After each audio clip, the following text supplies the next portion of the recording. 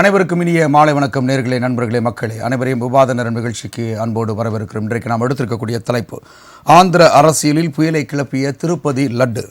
மாட்டுக் கொழுப்பில் தயாரிக்கப்பட்டதாக சந்திரபாபு நாயுடு குற்றச்சாட்டு. தவறு செய்தவர்கள் யாராக இருந்தாலும் தண்டனை நிச்சயம். ஜே.பி. நட்டா. ஆன்மீகத்தை வைத்து அரசியல் செய்வதா? ஜெகன்மோகன் ரெட்டி அதிரடி குற்றச்சாட்டு. இதை குறித்து விரிவாக விவாதிக்க இருக்கின்றோம். நம்முடைய அழைப்பாளர்களை அறிமுகம் செய்து வைக்கலாம். முதலாவது இணைய மொழியாக தன்னை இணைத்துக் கொள்கிறார் பிஜேபியினுடைய தூத்துக்குடி செல்வம் அவர்கள். வணக்கம் சார். அண்ணா வணக்கம். வணக்கம். கை ரெண்டு கை எடுக்க முடியல, தப்பா இருக்கு. அடுத்தபடியாக அரங்கத்தில் தன்னை இணைத்துக் கொள்கிறார் இந்து தமிழர் கட்சியினுடைய நிறுவன தலைவர் மரியாதைக்குரிய ராம ரவிக்குமார் அவர்கள். வணக்கம் சார். வணக்கம். அடுத்தபடியாக அரங்கில் தன்னை இணைத்துக் கொள்கிறார் நாம் தமிழர் கட்சியினுடைய வழக்கறிஞர் பிரிவை சார்ந்த மரியாதைக்குரிய திரு சங்கர் அவர்கள். வணக்கம் சார். வணக்கம். வணக்கம். அடுத்தபடியாக உயர்நீதிமன்ற வழக்கறிஞரும் அரசியல் விமர்சகரும் திராவிட சிந்தனையாளருமான மரியாதைக்குரிய திரு ஆர்.எஸ். தமிழ்வேந்தன் அவர்கள். வணக்கம். வணக்கம். நிகழ்ச்சி உங்கள்கிட்ட இருந்து ஆரம்பிக்கிறேன் மிஸ்டர் தமிழ். அதாவது என்ன அப்படின்னா, இந்த லட்டு அப்படின்னால நம்ம நகைச்சுவையாக ஒரு படத்தில் ஒரு டேக்லைன் நம்ம கேட்டிருக்கோம். என்ன அப்படின்னா சூர்யா நடித்த படத்தில் ஓகே அதான் என்ன தாஸ், நான் லட்டில் வச்சேன்னு பார்த்தியா, நட்டில் வச்சேன் அப்படின்னு. ஆனால் அப்படியே தலைகளாக மாறி இன்றைக்கி ஆந்திராவில் நட்டில் வைக்காமல் லட்டில் வச்சுருக்கிறாங்க. இப்போது மிகப்பெரிய ஒரு கேள்விக்குரிய எழுகிறது. என்ன அப்படின்னா ஒரு பெரிய ஆன்மீக ஒரு சிந்தனையை, ஒரு ஆன்மீக பக்தியை, அதையும் தாண்டி ஒரு ஆன்மீக நம்பிக்கையை லட்டில் வைத்து யார் அரசியல் செய்கிறார்கள்? அரசியல் அப்பையிலேருந்து அந்த கோயில் செஞ்சுக்கிட்டு தான் இருக்குது. அதில் அந்த கோயிலில் ஆகம விதிப்படி பார்த்து பிராமணர்கள் தான் அதை அந்த லட்டை உருவாக்குறாங்க. அவர் ஒரு லைவ் இன்டர்வியூவில் சொல்லியிருந்தார். நீங்கள் அந்த இன்டர்வியூ பார்த்துருப்பீங்கன்னு நினைக்கிறேன். செயற்கையாக நீங்கள் லட்டு தட்டுப்பாடு பண்ணுறீங்க தானே நம்ம தமிழ் ஆங்கர் தான் கேட்டார். ஐ திங்க் கார்த்திக் செல்வனாக இருக்குன்னு எனக்கு தெரியாது, ஞாபகம் இல்லை. என்னோட நினைவு சரியாக இருந்தால் கார்த்திக் செல்வன் தான் நினைக்கிறேன். அவரே அதுக்கு திருப்பி கவுண்டர் கொடுத்தாரு. அதான் நீங்களே சொல்கிறீங்களே செயற்கையாக நாங்கள் தட்டுப்பாடு ஏற்படுத்துகிறோம்னு. உண்மைதான், செயற்கையாக தான் தட்டுப்பாடு ஏற்படுத்துகிறோம். அப்போ அந்த வசதியானவங்களுக்குலாம் லட்டு, அதாவது தமிழகத்தில் ஆவின் பால் செயற்கையாக தட்டுப்பாடு ஏற்படுத்துகிற மாதிரி ஆந்திராவில் லட்டு தட்டுப்பாடு ஏற்படுத்துகிறாங்க. தமிழகத்தில் ஆவின் பால் ஒன்றும் தட்டுப்பாடு இல்லை. அது இந்த இடையில கோமாரி நோயினால கொஞ்சம் குறைவு இருந்தது, சரியாயிடுச்சு, அது பேலன்ஸ் ஆயிடுச்சு. அப்போ செயற்கையாக தான் அந்த லட்டை தட்டுப்பாடு ஏற்படுத்துகிறாங்கன்னு. இப்போ இதில் சந்திரபாபு நாயுடுக்கு இன்னைக்கு திடீர் இந்த 100 நாட்கள் வெற்றின்னு எல்லாம் போயிட்டுருக்கு இந்த சீசனில். இப்போ அவங்களுக்கு திடீர்னு வர வேண்டிய ஞான உதயம் என்ன காரணம்? அங்கே 2 மாவட்டத்தில் வெள்ள பாதிப்பில் அந்த ஊர் தண்ணியோட தண்ணியாக போயிட்டு அதுக்கு நிவாரணம் கொடுக்கறதுக்கு அங்கே அவங்களால முடியலை. இல்லை, அவங்களுடைய ஆதரவில் தான் நம்ம மத்திய அரசு இருக்குது. கேட்டவுடனே கொடுக்க போகிறாங்க. கேட்டவுடனே தான் கொடுத்துட்டாங்களே, ஏற்கனவே வாங்கிட்டு தானே வந்துட்டாரு. அது போகும் இன்னும் வேணும் அப்படிங்கிறதுக்கு இப்போதைக்கு அரசியல் செய்வதற்கு வேற ஒன்று ட்ரெண்ட் இல்லை. சரி, எவ்வளவோ மனுஷனை வச்சு அரசியல் பண்றதுக்கு எவ்வளோ சூழல் இருக்கு. மனித பற்றாக்குறை, மனிதனுக்கு தேவையானது எல்லாமே இருக்கு. 40% பேர் 3 வேளை உண்ணவில்லை என்று அமித்ஷாவுடைய உள்துறை கொடுத்திருக்க ஆர்டிஐல கேட்டிருக்கோம். இந்தியாவில் எத்தனை பேர் நீங்க தினம்தோறும் 40% பேர் பார்த்துங்க, 100ல் 40 பார்த்துங்க 3 வேளை உண்ணலை. உண்ணாமல டைம் இல்லாமலாம் இல்லை, சாப்பாடு இல்லாமல் உண்றாங்க. சரி, இவங்க தான் ஆட்சி நடத்தினாங்க. தேனாறு பாலாறு 10 வருஷம் ஓடிடுச்சு. அப்படி இருந்து இடையில நிர்மலா சீதாராமன் பட்ஜெட் ஒன்று போடுறாங்க. வறியவர்கள், விவசாயிகள், இளைஞர்கள், பெண்கள்னு போடுறாங்க. இவங்க ஆட்சியில் பெண்கள் 30,000 பேர் காணாமல் போயிருக்காங்க. இவங்களோட ஆட்சியில் தான் விவசாயிகள் 40,000 பேர் தற்கொலை பண்ணியிருக்காங்க. விவசாயம் பண்ண இந்தியா பூரா டேட்டா சொல்கிறேன், தற்கொலை பண்ணியிருக்காங்க. இருங்க பேசிடலாங்க.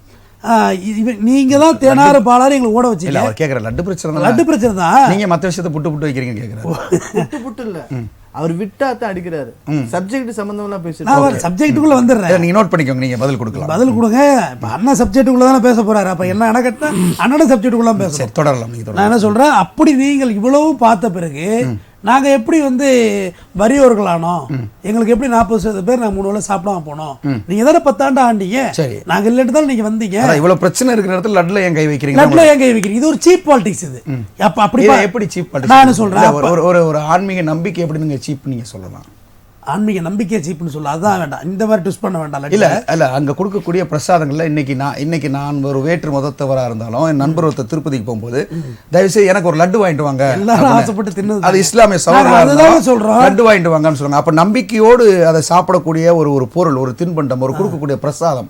இப்போ ஒரு வேளாங்கண்ணி போனீங்கன்னா அங்க ஒரு தீர்த்தம் கொடுக்குறாங்க. இஸ்லாமிய சகோதரருடைய ஆலயத்துக்கு போனீங்க அப்படின்னா அங்க சர்க்கரையும் பொரியும் கொடுப்பாங்க. இப்போ அதுல ஒரு கலப்படம் வரும்போது நம்மளுடைய மற்ற சொந்தங்கள் எல்லாம் கோவப்பட தானே செய்வாங்க. ஸோ அந்த இடத்துல ஒரு லட்டுல ஒரு சீப்பான அரசியல் எப்படி பண்றாங்க?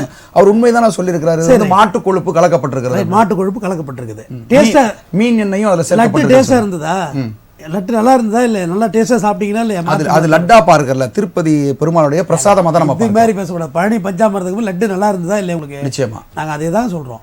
நாங்கள் நேரடியாக மாட்டுக்கறி எடுத்துக்கிறோம், டேஸ்ட்டாக இருக்குன்னு நாங்கள் சொல்கிறோம். சரி. எங்களையா நீங்கள் எங்களை தீண்டத்தாத மாதிரி நீங்கள் எதுக்கு பார்க்குறீங்க? நாங்கள் மாட்டுக்கறி நேரடியாக சாப்பிட்றோம், சரி. எங்கள் தட்டில் வச்சு சாப்பிட்றோம், மாட்டு கொழுப்பு சாப்பிடுவோம், மாட்டுக்கறியை சாப்பிடுவோம். நாங்கள் வளர்த்த பிராணி எங்களோட இருக்குது, எங்களுக்கு உழவு செய்து எல்லாம் செய்து நாங்கள் மாட்டுக்கறி டைரெக்டாக சாப்பிட்றோம். மாட்டுக்கறி வைத்திருந்தவர்களை விரட்டி செய்தீர்களே. சிப்பாய் கிளர்ச்சி எதுக்காக வந்து தெரியுமா? சிப்பாய் கிளர்ச்சி எதுக்காக வந்தது? 1857 இருங்க எதனால வந்துச்சு? அந்த சிப்பாய் கழகத்தை எப்படி வெள்ளக்கார முறியடிச்சாலும் தெரியுமா? என்ன சொல்லி முறியடிச்சாங்க? எதுக்காக வந்து மாட்டு கொழுப்பு வந்து துப்பாக்கியோட தோட்டாக்கல்ல தப்பான்னுட்டா. ஆனா அது சிப்பாய் கழகம் வச்சிருக்க உட்கார்ந்து பேச. நான் ஒரு MA ஹிஸ்டரி முடிச்சவன். இருங்க, அது சிப்பாய் கழகல முதல் இந்திய சுதந்திர போரு. அது வந்து டெட்டரேட்டர், அந்த கை வாயால கடிச்சு துப்பு வெடிக்கிற வெடிகுண்டுல வெள்ளக்கார கடைசி என்ன சொல்லிட்டான்னா,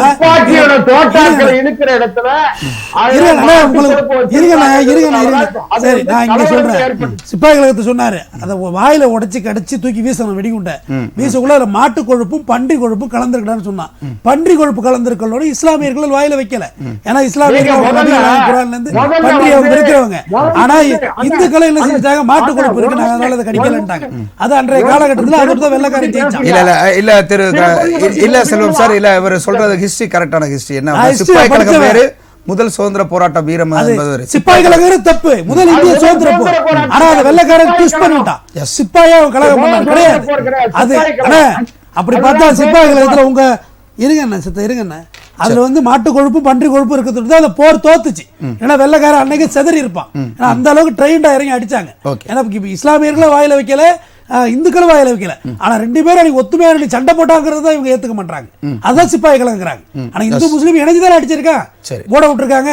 ஆனா அது போர் வந்து தோக்கலாம். ஆனா பின்னடைவானுச்சு. இப்ப இந்த விஷயத்துக்கு வாங்க. 40% பேர் இந்தியாவில் சாப்பிடலங்கிற அதுக்கு பதில் சொல்ல மாட்டீங்க. எங்களுக்கு சாப்பாடு கொடுங்க, அதுக்கு பிறகு மாட்டுக்கறியை சாப்பிடணுமா, மயில்கறியை சாப்பிடணுமா, மான்கறியை சாப்பிடணும், அப்புறம் முடிவு பண்ணுவோம். முதல்ல சாப்பாடு கொடுக்க மயில்கறி மான்கறியும் தடை செய்யப்பட்ட ஒரு உணவு, ரெஸ்ட்ரிக்டட் திங்ஸ் தாங்க. அது வந்து பட்டியலிடப்பட்டவர்களுக்கு. அப்படி பார்த்தா மாடு பட்டியலிடப்படல, மாடு பொதுவில் தான் இருக்கு, மாடு பொது பட்டியல தானே இருக்கு. சரி ரைட் ஓகே. இங்க வந்து உணவுக்கு நம்ம லட்டை பத்தி நம்ம பேசிட்டு இருக்கோம். உங்களோட முதல் சுட்டு இருங்க சார், உங்க முதல் சுட்டு கருத்தா வந்து 40% மக்கள் உணவு இல்லாமல் இருக்கிறார்கள். அந்த நேரத்துல லட்டுல வந்து வச்சு அரசியல் பண்ணாதீங்க நீங்க சொல்லிருக்கீங்க. ஓகே, அரங்கத்தில் இருக்கக்கூடிய இந்து தமிழர் கட்சியினுடைய நிறுவன தலைவர் திரு ராமரவிக்குமார் பேசும்பொழுது இந்த விவகாரம் லட்டுல தானே இருக்கு, பிட் அடிக்காதீங்க அப்படின்னு சொன்னீங்க. இப்போ அதே கேள்வியை தான் நான் வைக்கிறேன். மத்திய சுகாதாரத்துறை அமைச்சர் JP நட்டா அவர்கள் உடனடியாக சந்திரபாபு நாயுடு தொடர்பு கொண்டு அறிக்கை கொடுங்க அப்படின்னு கேட்டிருக்கிறார். அந்த அறிக்கையின் அடிப்படையில் தவறு செய்தவர்கள் யாராக இருந்தாலும் தண்டனை நிச்சயம் அப்படின்னு இருக்கிறாங்க. நீங்கள் வந்து எல்லா தமிழகம் உள்ள இந்தியாவில் இருக்க எல்லா ஆன்மீக ஸ்தலத்திற்கும் இன்க்ளூடிங் நீங்கள் வந்து தர்காவாக இருக்கட்டும், கிறிஸ்தவருடைய ஆலயங்கள், எல்லா புனித தலத்துக்கும் நீங்கள் போயிட்டு வந்திருக்கீங்க. பால் என்பது சைவமா அசைவமா? இதனுடைய முதல் கேள்வி. அது பேசுவோம். அப்புறம் அதுல இந்த கேள்வி அதுக்கப்புறம் நம்ம கடந்து போயிடும். பாலுவா ஜான் பாலான்னு அப்புறம் யோசிப்போம். இல்ல, பால் என்பது சைவ பொருளா அசைவ பொருளா? பேசுவோம் பொறுங்க. இல்ல சொல்லுங்க பொறுங்க. திருப்பதி கோயில் விவகாரத்துல பக்தர்கள் புனிதமாக மதித்து வணங்கக்கூடிய இந்த திருத்தலத்தின் மீதான நம்பிக்கையை உடைப்பதற்கு, சிதைப்பதற்கு கிறிஸ்தவ மிஷனரிகள் 4 செயல் திட்டங்களை வைத்திருக்கிறாங்க. நான் முழுமையா சொல்லிடுறேன். 1, குலதெய்வங்களை அழிப்பது. நாங்கள் வணங்கக்கூடிய இந்துக்கள் வணங்கக்கூடிய குலதெய்வங்களை அழிப்பது. ஏன் சாமியை பூரா பேய் பெசாசு சாத்தான் பூத்தான் சொல்லி சொல்றது. சரி. 2வது, இந்துக்கள் வணங்கக்கூடிய மதிக்கக்கூடிய அந்த மதத்தினுடைய தலைவர்கள் மீது நம்பிக்கையை சிதைப்பது. இந்து மத குருமார்கள்லாம் இப்படிப்பட்டவங்க அப்படிப்பட்டவங்க சொல்றது. 3வது, இந்த நாடு முழுக்க இணைக்கக்கூடிய திருத்தலங்கள் மீதான நம்பிக்கையை சிதைப்பது. சபரிமலை விவகாரம், அங்க வழிபாட்டு உரிமை அப்படி எல்லாம் போய் அந்த பிரச்சனையை தூண்டி விடுறது. 4வது, இந்த நாடு முழுக்க இணைக்கக்கூடிய பண்டிகைகள், இந்து மத பண்டிகைகள் வந்துருச்சுன்னு சொன்னா அதுல விவகாரம் கிளப்பணும். தீபாவளி வந்துருச்சுன்னா மாசு வந்துடும், ஒளி மாசு வந்துடும். பிள்ளையார் வந்துச்சுன்னா நீர் கெட்டு போயிருன்னு சொல்லி விவகாரத்தை கிளப்பணும். இது திட்டமிட்ட செயலுடைய வடிவமாகத்தான் நான் திருப்பதி லட்டு விவகாரத்தை பார்க்கிறேன். காரணம், நாங்க பக்தர்கள், நாங்கள் இறைவனை நாடுறோம். வைணவ சம்பிரதாயத்தின்படி அந்த மதத்தவர்கள் மட்டுமல்ல, அனைத்து சம்பிரதாயத்தை சார்ந்தவரும் வந்துட்டு சுவாமியை வணங்கிட்டு போறோம். இந்த பிரசாதமாக கொடுக்கக்கூடிய அந்த லட்டுல இவ்வளவு பெரிய மாபாதக செயலை செய்திருக்கிறாருன்னு சொன்னா அவர்கள் சட்டப்படி தண்டிக்கப்பட வேண்டிய நபர்கள். இதுலயும் திராவிட மாடல் இருக்குன்னு நான் சொல்றேன். காரணம், அந்த திருப்பதிக்கு நெய் சப்ளை செய்த சப்ளையர் ஏஆர் டைரி, அவங்க திண்டுக்கல்லை சார்ந்த நபர், திரு ராஜசேகரன் என்கிற பெருமகன். அவர் பழனி திருக்கோயிலில் அறங்காவலர் குழுவில் ஒரு மெம்பராக இருந்தவர். அவருக்கு யாரு பரிந்துரை பண்ணுனா? அப்படிப்பட்ட ஒரு கம்பெனிக்கு நீங்க எப்படி டெண்டர் அங்க போச்சு, இந்த சப்ளை எப்படி ஆச்சு, இதெல்லாம் யோசிச்சு பாத்தீங்கன்னா அதுக்கு பின்னாடி ஒரு பெரிய அரசியல் இருக்கு. நீ உன்னுடைய அரசியல் என்ன வேணா வச்சுக்கோ, நாங்க நம்பிக்கையா சாமி கும்பிட்டு அந்த பிரசாதம் வாங்குறோமே, அதுல போய் கலப்படம் பண்ணா நீங்க நல்லா இருப்பீங்களா? நல்லா இருப்பீங்களா சார்? எது கலப்படம் உங்களுக்கு வேணாமா? அங்க ஷியாமலா ராவ் அந்த சொல்லக்கூடிய அந்த அதிகாரி இன்னைக்கு அறிக்கை கொடுக்கிறார். அந்த நிறுவனம் ஏஆர் நிறுவனத்தின் மீது சட்டப்படி நடவடிக்கை எடுப்புன்னு சொல்கிறார். இப்ப இவர் அறநிலையத்துறையில வந்து அறங்காவலர் குழுல மெம்பரா நியமிச்சு இந்த அரசாங்கம் என்ன சொல்ல போறது? எவ்வளவு பெரிய பழிபாப செயல். நான் அரசு மற்ற அரசு எதுவுமே பேசல, என்னுடைய பக்தி என்னுடைய சிந்தனையை வந்து நீங்க சிதைக்கிறீங்க. இது மட்டுமல்ல, ராமர் கோயில் கும்பாபிஷேகத்துக்கு 1 லட்சம் லட்டு கொடுத்தாங்க, புரி ஜெகநாதர் கோயிலுக்கு லட்டு கொடுக்கறாங்க. இப்ப லட்டுல கலப்படம் கொடுத்து இந்துக்கள் நாங்க புனிதமா நினைக்கக்கூடிய அந்த பிரசாதத்திலையும் கலப்படம் பண்றீங்களே, இது மிகப்பெரிய பாவமா நான் பாக்குறேன். நிச்சயமா அது மாற்று கருத்து பாவம்ங்க. அவங்க மேல நடவடிக்கை எடுக்கணும். இதுல அரசியல் இவர் செய்யறாரா? ஜெகன்மோகன் ரெட்டியினுடைய அப்பா திரு ஒய்எஸ்ஆர் ரெட்டி, ராஜசேகர் ரெட்டி அவங்க சொன்னாங்க, அவங்க இருந்த பொழுதுதான் அந்த திருமலையில மதமாற்ற முயற்சி நடந்தது. அப்பொழுது எங்களை போன்றவர்கள் எதிர்ப்பு தெரிவித்தோம். அவர் சொன்னார், 7 மலையானுக்கு 7 மலை எதற்கு, 2 மலை போதாதான்னு சொன்னார். சொன்னவர் ஒய்எஸ்ஆர் ரெட்டி ஆச்சுங்களா. அவருடைய புள்ள இவர் திரு ஜெகன்மோகன் அவர்கள் வந்து அவருடைய ஆட்சி காலத்துல அந்த டிடிடி தேவஸ்தானத்துல நியமிக்கப்பட்டவர்களில் கிறிஸ்தவர்கள் இருந்தாரா இல்லையா? சில பேர் கிறிஸ்தவர்கள் இருந்தார்களா இல்லையா? இருக்கக்கூடாது. ஏன் இருக்கணும்? ஏன் சர்ச்சை நிர்வாகத்துல இந்து இருக்கிறானா? இருக்கிறாங்க. எங்க இருக்கிறாங்க? சிஎஸ்எல் இருக்கிறாங்க, ஆர்சில இருக்கிறாங்க. சார் இங்க இருக்கிறாங்க, அங்க போனவங்க தான் சார். நீங்க அந்த சர்ச்சை விவகாரத்தை நம்ம பேசுவோம். அதே மாதிரி அதே போல அங்க இருக்கிற ஆளு தான் அங்க போயிருக்காங்க. முடியாது. இந்து அறநிலையத்துறை சட்டம் அப்படி சொல்லலைங்க, புரிஞ்சுக்கங்க. இந்து மத கோவில்களில் இந்து நிறுவனங்களில் இந்துக்கள் அல்லாதவர்கள் இடம் பெறலான்னு ஏதாவது சட்டத்துல இடம் இருந்தா நீங்க சொல்லுங்க, நான் சட்டப்படி பேசுறேன், சொல்லுங்க. அறங்காவலர் குழு தலைவரா நீங்க வந்து கிறிஸ்தவனை நியமிப்பீங்க, முஸ்லிம் நியமிப்பீங்களா? என்ன சொல்ல வரீங்க? அதுல என்ன உங்களுக்கு தவறு? முடியாது. மதசார்பற்ற அரசுல என்ன மண்ணாங்கட்டிக்கு என் கோயில மட்டும் நீ நிர்வாகம் பண்ற? அரசாங்கம் நான் கேட்கிறேன். மதசார்பற்ற அரசு நிர்வகிக்கிறான், முஸ்லிம் மசூதி அவன் நிர்வகிக்கிறான். ஏன்டா இந்து கோயில நீ வச்சிருக்கா? நீங்க வாங்க, நீங்க கிறிஸ்தவ கோயிலுக்கு தலைவருக்கு வரணும். வக்ஃப் அவனுக்கு நியமிக்கிறாங்க. அப்போ வக்ஃப் போர்டு பாருங்க, வக்ஃப் போர்டுல முஸ்லிம்கள் தான் இருக்காங்க, அவன் தனி நிர்வாகம் பண்றான்ல. ஏன் இந்துக்கள் எங்கிட்ட கூட கோயில நீங்க ஏன் கேட்கல? நான் எதுக்கு கேட்கணும்? ஏன்ட்ட புடுங்கி வச்சிருக்க, ஆக்கிரமிச்சிருக்க நீ அரசாங்கம். என் கோயில பூரா ஆக்கிரமிச்ச ஆக்டாபஸ் நீங்க எதுக்கு நாங்க கேட்கல? அதனால அந்த பக்கம் நாங்க வர மாட்டோம்.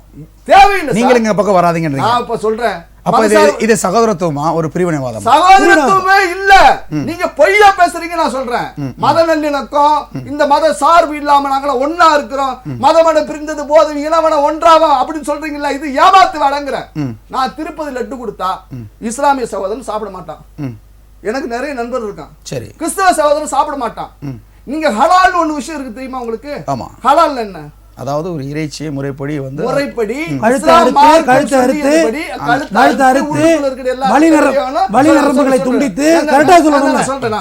சொல்றேன். இந்த ஹலால் உணவு சாப்பிட வேண்டியது என் இஸ்லாமிய, அவனை மதிக்கிறேன், அந்த மார்க்கத்தை மதிக்கிறேன், நம்பிக்கையை மதிக்கிறேன். இந்த ஹலால் உணவை கொண்டு வந்துட்டு எனக்கு ஏன் போடுற நீ ஹோட்டல்ல உணவுல ஏயா திணிக்கிற? ஹோட்டல் என்பது விற்பனை செய்யக்கூடிய இடம். விற்பனை செய்யக்கூடிய இடம் சாப்பிடுங்க. நான் என்ன கேக்குறேன், அல்லாஹ்வுக்கு படைக்கப்பட்ட உணவை ரவிக்குமாருக்கு ஏன் போடுற? பிலால் சாப்பிடுங்க சார், ஹலால. ரவிக்குமார விரும்பி போய் சாப்பிடு. நான் எனக்கு போடாதீங்க, நீங்க போடுங்க, அவனுக்கு போடுங்க. ரவிக்குமார கைய பிடிச்சு கொண்டு போய் சாப்பிடுங்க. நீங்க பவன் அந்த உணவை ரவிக்குமார் வாயில கொண்டு வர. சரி, கஃபேல ஒரு அப்துல் காதர் போய் காஃபி டீ குடிக்கிறாரு, அத குடிக்க கூட நீங்க சொல்றீங்க? நான் சொல்லலையே. அப்ப ஹலால் உணவை ஏன் சாப்பிட வற்புறுத்துறீங்க சொல்றீங்க? நீங்க வந்து புரிஞ்சுக்காம இருக்கீங்க. சிறுக்க மாதிரி ஹலால் உணவை நான் எதிர்க்கலங்க, ஹலால் முஸ்லிம் சாப்பிடுதுங்க.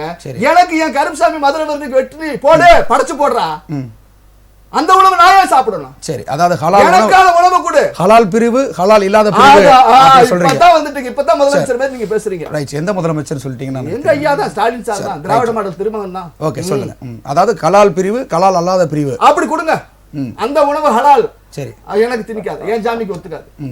Right, okay. நான் உங்களுடைய கருத்தை எடுத்துக்கிறேன். அதாவது தனிப்பட்ட மனித உரிமைக்குள்ள தலையிடுவது என்பது ஒரு மிகப்பெரிய ஒரு தவறு அப்படின்னு நீங்கள் சொல்லியிருக்கீங்க. அடுத்து இணையமொழியாக இருக்கக்கூடிய திரு தூத்துக்குடி செல்வம், ஆக்சுவலாக வந்து நான் சங்கர் சாரை தான் பேச வைக்கணும், இருந்தாலும் நீங்கள் வந்து முதல்ல நீங்கள் குறுக்கீடு பண்ணனால இப்போ இந்த வாய்ப்பு உங்களுக்கு நான் கொடுக்குறேன். சொல்லுங்கள், திருப்பதி லட்டை வச்சு சந்திரபாபு நாயுடு மூலமாக பிஜேபி பேக் கேட்டில் உட்காந்துட்டு அரசியல் பண்ணுதா? இல்ல இல்ல இல்ல, நீங்க அதுல ஒண்ணு விஷயம் என்ன கேட்டீங்கன்னா, பாரதிய ஜனதா கட்சியை பொறுத்தவரையிலே நாங்கள் மதசார்பற்ற நாடாக இந்த நாடு இருக்க வேண்டும். இன்னும் சொல்ல போனா பாரதிய ஜனதா கட்சிக்கு இஸ்லாமியர்கள் வாக்களித்திருக்கிறார்கள், கிறிஸ்தவர்கள் வாக்களித்திருக்கிறார்கள். கிறிஸ்தவர்கள் வந்து பாரதிய ஜனதா கட்சியில மிகப்பெரிய பொறுப்புகள்ல இன்றைக்கு வந்துகிட்டு இருக்காங்க. ஆனா இன்னும் சொல்ல போனா கடந்த காலங்களை விட அணி அணியாக இன்றைக்கு பாரதிய ஜனதா கட்சியை நோக்கி கிறிஸ்தவர்களும் நம்பிக்கையோடு வரக்கூடிய காலம். இன்னும் இஸ்லாமியர்கள் வந்து பாரதிய ஜனதா கட்சியை மிகுந்த நம்பிக்கையோடு பார்க்காங்க. அதுல விட்டுருவோம். இப்போ திருப்பதி லட்டுங்கிறது வந்து மிகப்பெரிய அளவில் இந்துக்கள் புனிதமாக கருதக்கூடிய, நீங்க வந்து வெறும் லட்டா பார்க்காதீங்க.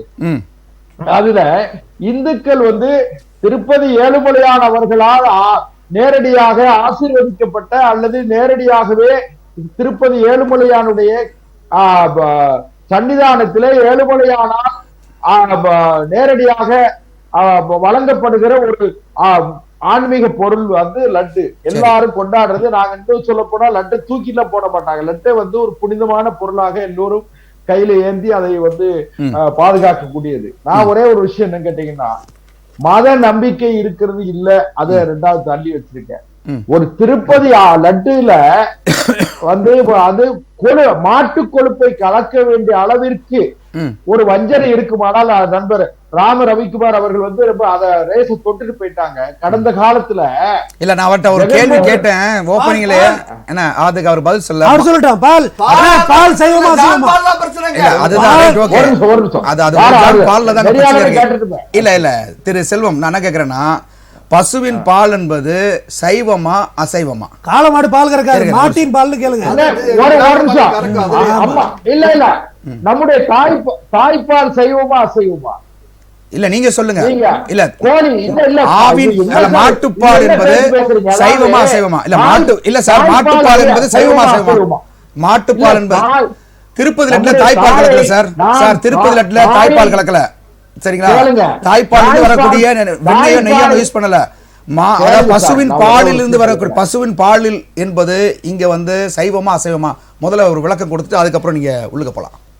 நான் ஒண்ணே என்ன சொல்றது கேட்டீங்கன்னா, பசு எங்களை பொறுத்தவரையிலே, இந்துக்களை பொறுத்தவரையிலே புனிதமாக கொண்டாடப்படக்கூடிய, இன்னும் சொல்ல போனீங்கன்னா, ஒரு வீடு கிரகப்பிரவேசம் பண்றோம்னு வச்சுக்கிட்டுங்களேன், ஒரு புது வீடு கட்டி அந்த வீட்டுக்கு குடித்தன போறோம்னு சொன்னா, பசுவை வீட்டுக்குள்ள அழைச்சிட்டு போய் அதை வந்து பசுவினுடைய கோமாதா பூஜை என்பது நம்ம செய்யக்கூடிய ஒரு விஷயம். திரு செல்வம், எனக்கு தேவை பதில் எனக்கு தேவை.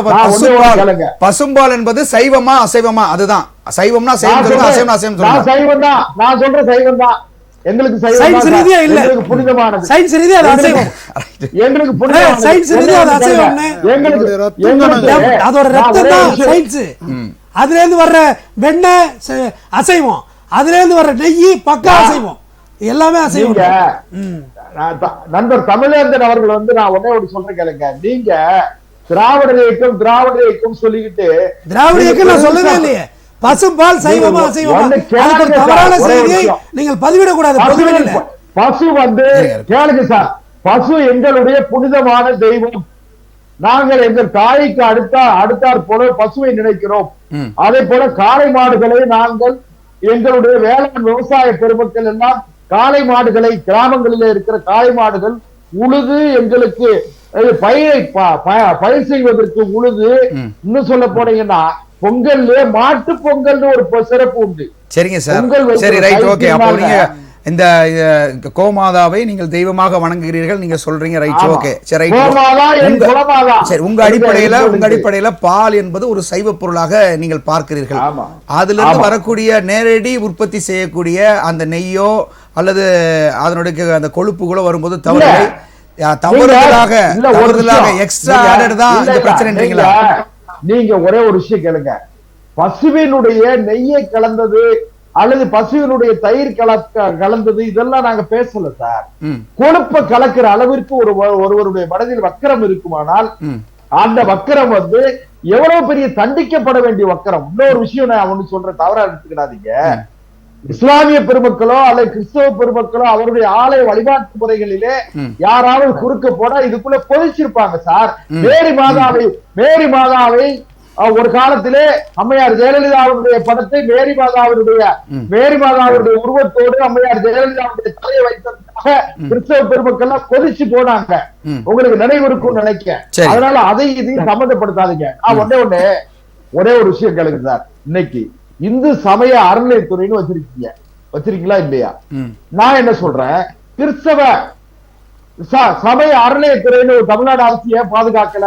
இஸ்லாமிய இன்னொரு விஷயம், சிறுபான்மையர் நலத்துறைன்னு ஒண்ணு வச்சுக்கிட்டீங்க, அதுக்கு இந்து சமய அறநிலையத்துறைன்னு வச்சுக்கிட்டு இன்னைக்கு நடக்கிற அட்டூழியங்களை பாத்தீங்கன்னா நம்ம தமிழ்வேந்தர் முடிந்தால் பதில் சொல்லட்டும். இன்னைக்கு பத்திரிகையில செய்தி வந்து சொல்லுங்க, அங்க திருச்செந்தூர்ல அர்ச்சகர் பயிற்சி பள்ளின்னு ஒரு பள்ளி இருக்கு சார்.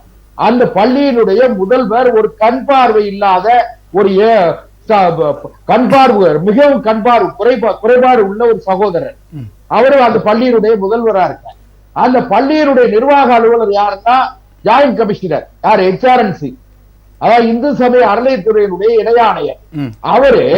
அவருக்கு வரக்கூடிய அந்த அதாவது அரியர் பணம் இருக்கு பாருங்க, பாக்கி தொகை, நிலுவைத் தொகைய அது கொடுக்கறதுக்காக 10 லட்சம் ரூபாய் நிலுவைத் தொகை வரணும்னு சொல்ல, அவருக்கு வர வேண்டிய தொகையை வந்து வரணுங்கிறதுக்காக அவர் பெட்டிஷன் அனுப்புறாரு. யாருக்கு? கமிஷனருக்கு, அறநிலையத்துறை ஆணையருக்கு அனுப்புறாரு.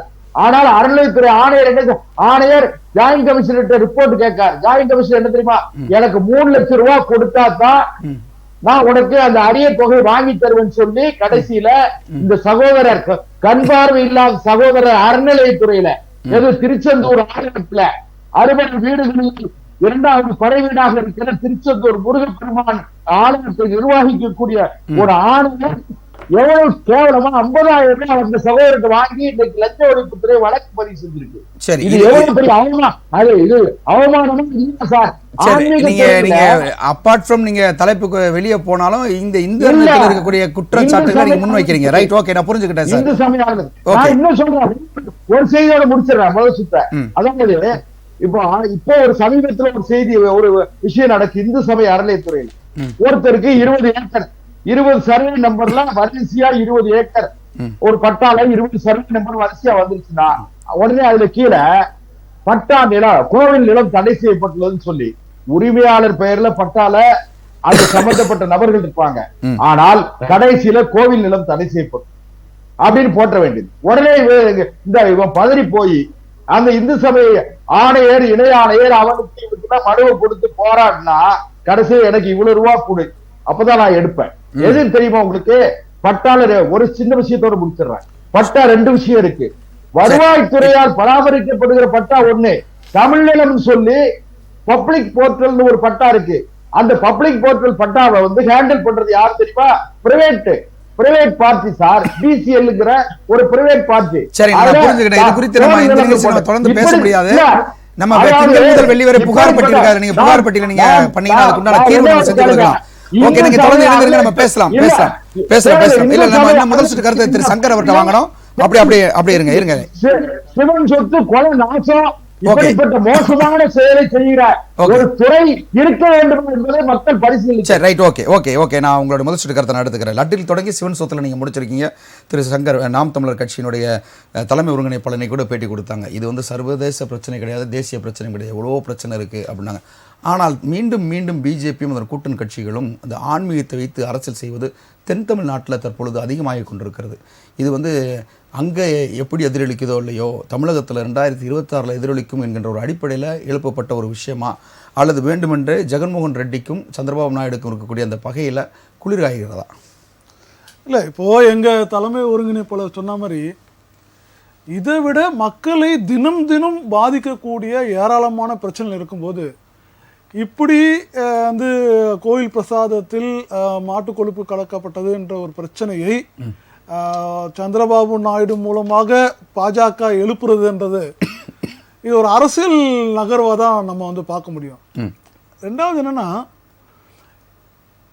இப்போ நீங்கள் சொன்ன மாதிரி தென் தமிழகத்தில் இவங்க வடநாட்டில் பண்ண மாதிரி மதத்தை தென்னிந்தியாவில் வட மாநிலங்களில் இவங்க வந்து இதுவரைக்கும் பண்ண அரசியல் ஒட்டுமொத்தமாக மதத்தின் அடிப்படையில் பிளவுபடுத்தி மக்களை 2 கூறுகளாக பிரித்து அதில் குளிர் காய்ந்து இது இந்த 10 ஆண்டு காலம், இப்போ அடுத்து வந்து இந்த 15வது துவக்கம் இதையும் வந்து அவங்க வந்து ஆட்சியில் அமர்ந்திருக்காங்க.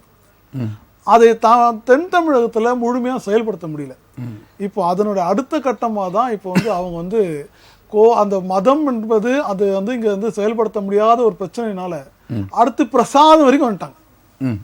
இப்போ எனக்கு என்ன ஒரு சந்தேகம் எழுதுனா, ஆந்திராவுக்கு இவங்க வந்து இந்த திருப்பதி லட்டு பிரச்சனை எழுப்புன மாதிரி தமிழகத்தில் ஒரு பிரச்சனையை கலப்பணும்னா அடுத்து பழனி பஞ்சாமிரதத்தில் இவங்க வந்து இப்படி ஒரு விஷயம் வந்து கலந்துருக்கு, இப்படி பழனி பஞ்சாமிரதத்தில் வந்து அசைவ பொருள் கலந்துருக்கலாம் அப்படின்ற பிரச்சனையை கண்டிப்பாக இவர் எழுப்பக்கூடிய வாய்ப்புகள் நிறைய இருக்கு. இல்லை, இப்போ என்னன்னா பிரசாதம் என்பது திருப்பதியில் ஒரே ஒரு தேவசம் போர்டு மட்டும்தான் தயாரிக்கக்கூடியது ஒன்று. ஆனால் பழனின்னு பார்த்தீங்கன்னா அவங்க கீழே அடிவாரத்தில் பல தனியார்களும் கொடுக்குறாங்க, அங்கே கோயில் தரப்புலையும் கொடுக்குறாங்க. கோயில் தரப்புல கோயில் தரப்புல இருந்து வரப்படும் பிரசாரத்தில் இப்படி இருக்குது அப்படின்னு சொல்லி இவங்க பிரச்சாரத்தை ஆரம்பிக்கவும் வாய்ப்பு இருக்குன்னு நான் சொல்ல வரேன். இப்போ ஒரு விஷயம் புரிஞ்சுக்கிறீங்க, இப்போ கடைசி 5 வருடம் தான் ஜெகன்மோகன் ரெட்டி வந்து அங்கே ஆட்சியில் இருந்தார். அதுக்கு முன்னாடி இருந்தது சந்திரபாபு நாயுடு தான். ஆனால் அந்த டெண்டர் ப்ராசஸ் ஒவ்வொரு 6 மாசத்துக்கும் டெண்டர் அளிக்கப்படுது. ஆனா அந்த டெண்டர் ப்ராசஸ் அந்த கண்டிஷன்ஸ் கடந்த 10 ஆண்டு காலமாக மாற்றப்படவில்லை அப்படின்னு தான் சொல்றாங்க. அப்போ உங்களுடைய ஆட்சி காலத்தில் இருந்த விதியில தான் ஜெகன்மோகன் ரெட்டியும் கேரி ஃபார்வர்ட். அப்போ நீங்களும் இது தவறு என்றால் நீங்கள் உங்க ஆட்சி காலத்திலும் தவறு செய்திருக்கீங்க என்பதுதான் ஒத்துக்கிறீங்கன்னு அர்த்தம். இப்போ நான் என்ன சொல்றேன்னா, இன்னொன்னு அந்த கீ சப்ளையர்ஸோ இல்ல அதர் இன்கிரீடியன்ட் சப்ளையர்ஸோ யாருமே வந்து உடனடியாக கொண்டு போய் வந்து கொடுத்தோடனே வாங்குற மாதிரிலாம் வந்து அங்கே கிடையாது. NABL சர்டிஃபிகேட்னு ஒன்று இருக்கு, குவாலிட்டி ப்ராடக்ட் சர்டிஃபிகேட்னு இருக்கு. இந்த சர்டிஃபிகேட்ஸ் எல்லாம் வந்து அந்த சப்ளையர்ஸ் வந்து ப்ரொடியூஸ் பண்ண பிறகுதான் அந்த சப்ளையர்ஸுக்கு அனுமதியை வழங்கப்படும், கான்ட்ராக்ட் வழங்கப்படும். அதன் பிறகுதான் அந்த பொருட்கள் வந்து பயன்படுத்தப்படும். ரெண்டாவது அவர் ஐயா பேசும்போது சொன்னாரு, தமிழ்நாட்டில இருந்து AR டைரி ஃபார்ம்ஸ் அவருடைய நிறுவனம் தான் வந்து நெய்யை வந்து சப்ளை பண்ணுது. அது முழுக்க தவறான தகவல். வெறும் இருங்க, அந்த செய்தி சரி அதுக்கே வர ரவிக்குமார் ஸ்டேட்மெண்ட் கிடையாது. ரவிக்குமாரால் சொல்லப்பட்ட செய்தி அந்த செய்தியில அந்த செய்தி என்னன்னா, அவங்க சொல்றதே வந்து அந்த நிறுவனம் வந்து இப்போ கடைசியாக அவங்க கொடுத்த பேட்டியில் நாங்கள் வெறும் ஜூன் ஜூலை 2 மாதம் மட்டும்தான் நாங்கள் சப்ளை பண்ணோம், நாங்கள் அதன் முன்னாடி சப்ளை பண்ணவே இல்லை, அதன் பிறகும் நாங்கள் பண்ணவே இல்லை அப்படின்னு சொல்றாங்க. இப்போ 2 மாதம் தான் அவங்க சப்ளை பண்ண ஒரு நிறுவனத்தை நீங்க குறை சொல்வது தொடர்ந்து இந்த பிரச்சனையை வந்து எப்போ ஆரம்பிச்சுது, எந்த சப்ளையர்ல கிட்ட இருந்து இது வந்தது, இந்த மாதிரி எந்த அடிப்படை தகவல்களையும் சொல்லாம வெறுமனே வந்து மாட்டுக்கொழுப்பு வந்து சேர்க்கப்பட்டதுன்ற ஒரு பிரச்சாரத்தை வந்து என்னை பொறுத்த வரைக்கும் என்னன்னா, இது முழுக்க ஒரு தவறான தகவல் அடிப்படையில் வந்து பல்வேறு வந்து அரசியல் காரணங்களுக்காக எழுப்பப்படும் நிகழ்வாக இருக்கலாம். இது வந்து ஏன்னா இல்ல ஆய்வுக்கு உட்படுத்தப்பட்டு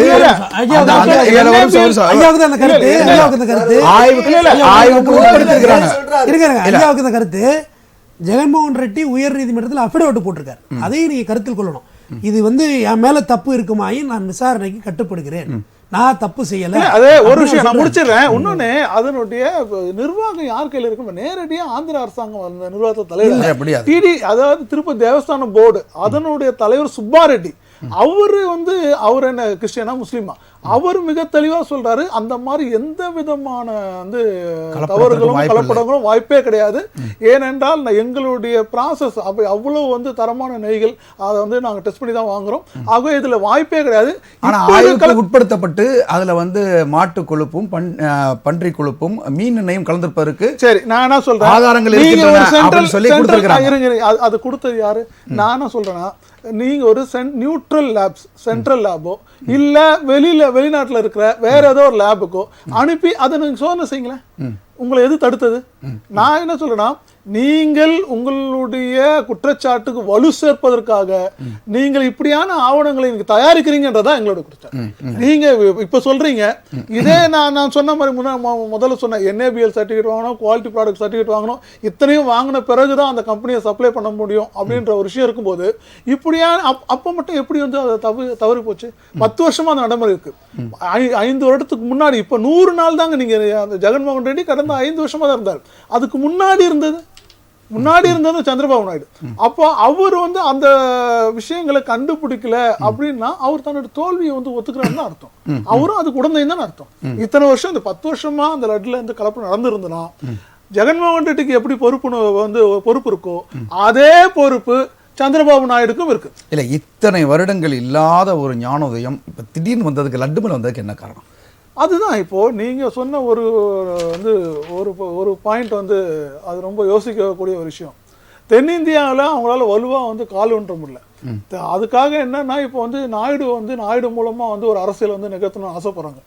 பிரசாதங்கள் மூலமாக இப்படி வந்து மாட்டுக்கொழுப்பு வந்து அதாவது ஜெகன்மோகன் ரெட்டி அவர் ஒரு கிறிஸ்தவர், அதனால் வந்து இப்படியான சம்பவங்கள் நடக்க வாய்ப்பு இருக்குமோ என்ற மக்களிடையே ஒரு பெரும் சந்தேகத்தை ஐயா இப்ப ரொம்ப தெளிவா சொன்ன 4 பாயிண்ட் சொன்னாரு பாருங்க. அற்புதமா மிஷனரிஸ் என்னெல்லாம் பண்ணுவாங்க அப்படின்னு இவங்க பண்ணாததாங்க. வடநாட்டில் ஒவ்வொரு இஸ்லாமிய குடிமக்களையும் அவங்களுடைய வாழ்வாதாரத்தை சிதைத்து அவர்களுடைய பொருள்ல போய் அவனை கடை வைக்க விடாம அடிச்சு நொறுக்கி அவனை மீது பெரும் தாக்குதலும் வன்முறையும் நடத்தி இப்போ கூட யூபியில புல்டோசர் ஜஸ்டிஸ்னு ஒருத்தன் மேல வந்து ஒரு சின்ன ஒரு வழக்கு, அவன் இஸ்லாமியனா இருந்தா போதும் உடனே அவனுடைய வீட்டை கொண்டு போய் புல்டோசர் வச்சு இடிக்கிறது. அந்த வீடு உண்மையில பாத்தீங்கன்னா 10 பேருக்கு சொன்னாங்க.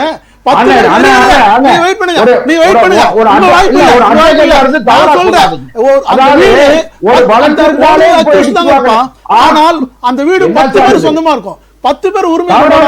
அந்த வீட்டை கொண்டு போய் புல்டோசரை வச்சு இடிக்கிற உனக்கு எந்த அதிகாரம் கொடுத்து எந்த சட்டம் சொல்லுச்சு? ஈவன் கன்விக்ஷன் ஆனா கூட வீட்டை கொண்டு போய் நீங்க வந்து புல்டோசர் வச்சு இடிக்க முடியாது. சம் ப்ரொவிஷன்ஸ் என்னன்னா அட்டாச்மெண்ட் தான் பண்ண முடியுமே தவிர சொத்தை நீங்க சீரழிக்க முடியாது. அப்படி இதே புல்டோசர் வச்சு நீங்க இடிச்சதா இன்னைக்கு சுப்ரீம் கோர்ட் அதை தடை பண்ணிருக்கு. ஏன் தடை பண்ணிருக்கா? மிக சட்டவிரோதமாக மதத்தின் அடிப்படையில் குற்றவாளிகளோட நீங்க மதத்தின் அடிப்படையில் பிரிச்சு நீங்க வந்து இந்த தண்டனை வழங்குறீங்க. அதாவது மக்கள் பயன்படுத்தக்கூடிய பாதையில ஆக்கிரமிப்பு பண்ணியிருந்தா வழக்கு பதிவு செய்யப்பட்டு ஒரு இஸ்லாமிய மீது வழக்கு பதிவு செய்யப்பட்டால் 3ஆவது நாள் அவனுக்கு நோட்டீஸ் தாங்க நீ வந்து ஆக்கிரமிப்பு அப்படின்னு. அந்த ஆக்கிரமிப்பு இல்லைன்னு அவன் நிரூபிக்கிறதுக்கு கூட வாய்ப்பு கிடைக்கிறது இல்ல. நான் கொடுத்த மறுநாள் கொண்டு போய் இடிக்கிறான். எப்படி நீங்க வந்து அதை தடுப்பீங்க? எப்படி ஈவன் நீதிமன்றத்தோட நாட முடியாது. அதனால முதல் நாள் இரவு கொடுக்குறான், மறுநாள் காலையில் கொண்டு போய் இடிப்பாங்க. இததான் சுப்ரீம் கோர்ட் மிக வன்மையா கண்டிக்குது. ஆங்கிலேயர்கள் செய்ததை விட இவர்கள் வடநாட்டு தெய்வம். அவன் நம்மள வந்து அவன் ஆட்சி அதிகாரம் மட்டும்தான் இருந்தது. அவன் மதத்துல வந்து தலையிடல, உணவுல தலையிடல, உடையில தலையிடல, எதையுமே அவன் தலையிடல. அவங்க கலாச்சாரம், அவங்களுடைய ஒவ்வொருத்தனுடைய இனம், அவங்களுடைய மொழி கலாச்சாரத்துல அவன் தலையிடவே இல்லை.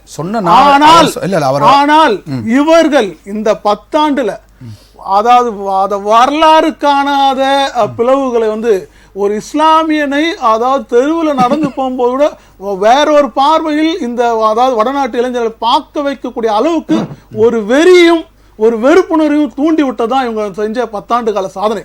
அந்த சாதனையை வந்து இப்ப தென்னிந்தியால இப்ப வந்து நடத்தி ஆகணும். அதுக்குதான் அதனுடைய ஒரு முன்முயற்சியாக தான் இதை நான் பார்க்குறேன். சரி, ஓகே, சொல்லுங்க திரு ராமரவிக்குமார், இது உங்களுக்கு உண்டான நேரம். நான் வந்து நாம் தமிழர் கட்சியை ரொம்ப மதிக்கிறவன். எங்க அண்ணன் சீமான் மீது நான் பெருமதிப்பு கொண்டவன். திராவிட இயக்கங்களை எதிர்ப்பு காரணத்துல நான் ஒண்ணா நிக்கிறேன். அதே தருணத்துல இவங்க சிறுபான்மை மக்களை பாதுகாக்க வேண்டும், சிறுபான்மையினருக்கு நாங்கள் தான் பாதுகாவலர் என்கின்ற அடிப்படையில பேசுவது வந்து நான் முற்று முதலமா எதிர்க்கிறேன். ஐயா சொன்னாங்க, இப்ப நம்ம தமிழ்நாட்டுல கூட பாத்தீங்கன்னா இப்ப ஒரு புதிய சென்னை மாநகர ஆணையர் சொன்னார், ரவுடிகளுக்கு புரியக்கூடிய மொழியில் எங்களுடைய நடவடிக்கை இருக்கும்னு சொன்னாங்க. அது மாதிரிதான் இந்த ரோடு ஆக்கிரமிக்கிறவன், சட்டத்தை விதிமீறி இருக்கிறவன், சட்டத்துக்கு புறம்பா மக்களுக்கு தொந்தரவு செய்யறவனுக்கு புரிகிற மொழியில உத்தரப்பிரதேசத்துல நடந்துச்சு. இது அந்த ஒரு செய்தி.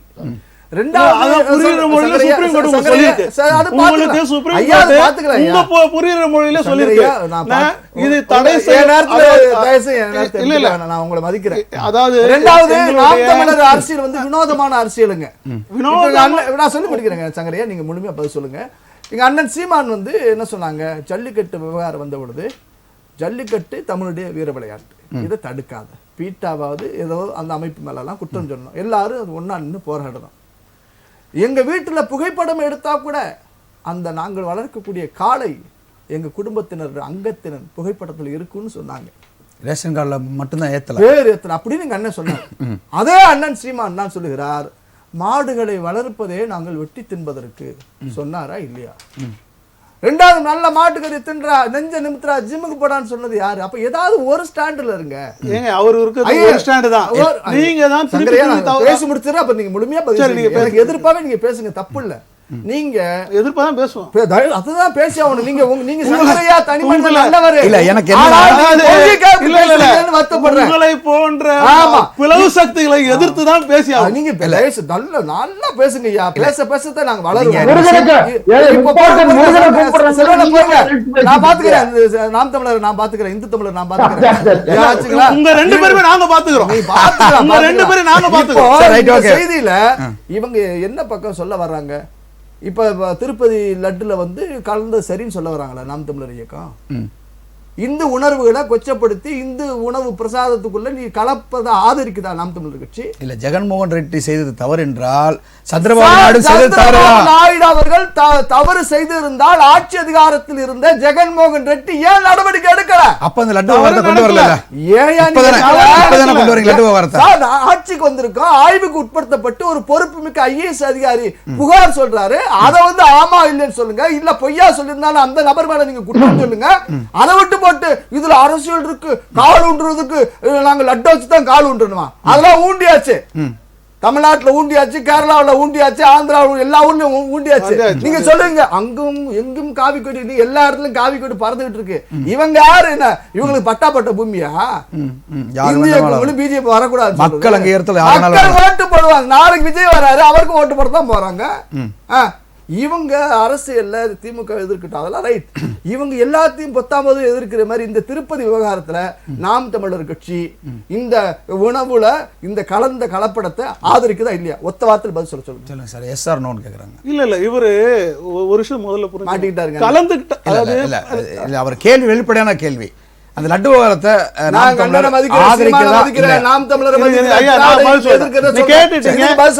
துணை கேள்வியா கேட்டுட்டு போனா நான் எப்படிதான் பதில் சொல்லுங்க.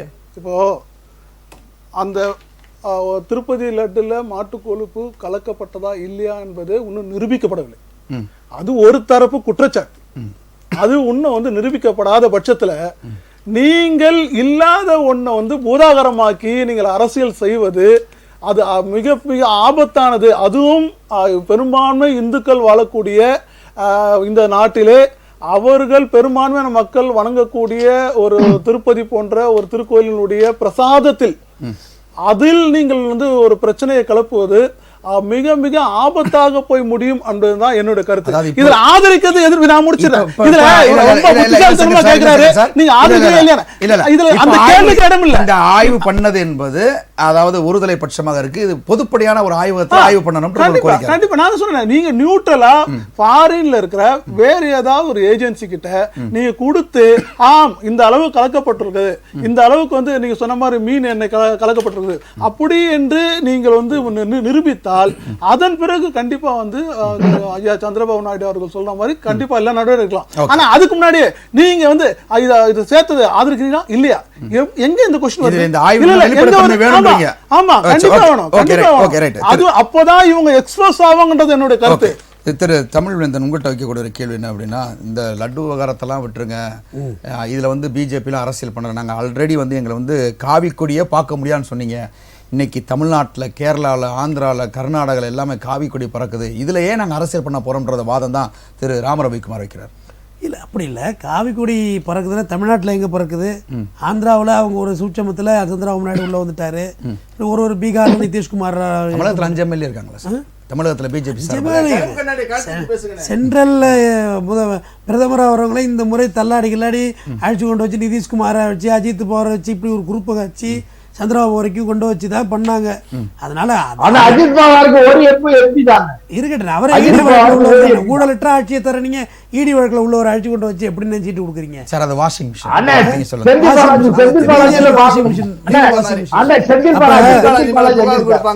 அறிவாலய வாஷிங் மிஷின்ல வாஷ் பண்ண பிறகு யோக்கியம் இல்லையா? அவர் சிறையில தானே இருக்காரு. ஆமா, நான் என்ன சொல்ல வர்றேன், இந்த மயில்சாமி ஒரு படத்துல சொல்லுவாரு, விவேக்கோட பேக்கெல்லாம் மாட்டிட்டு செயின் அடை வச்சுட்டு கேன்சர் இருக்குன்னு ஜாதகம் வந்து பண்ணாமல் வியாதின்ட்டு போயிட்டு வந்தோடனே சிலேபி கொடுப்பாப்புல. ஏன்னா அவர் போயிருக்க மாட்டார் லட்டுக்கு.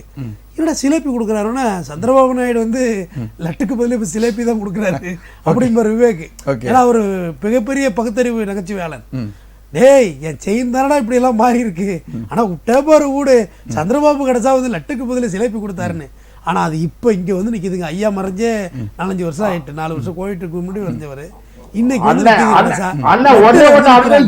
ஆனா என்ன அரசியல் பண்றது, எதை பண்ணணும் அப்படின்றத அந்த ஆன்மீகத்தை வச்சு பண்றாங்க பாருங்க, அதுதாங்க வேதனையா இருக்கு. நீங்க வெளிப்படையா ஓட்டு கேளுங்க, உங்க நல்லதை சொல்லி ஓட்டு கேளுங்க, எந்த தப்பும் கிடையாது.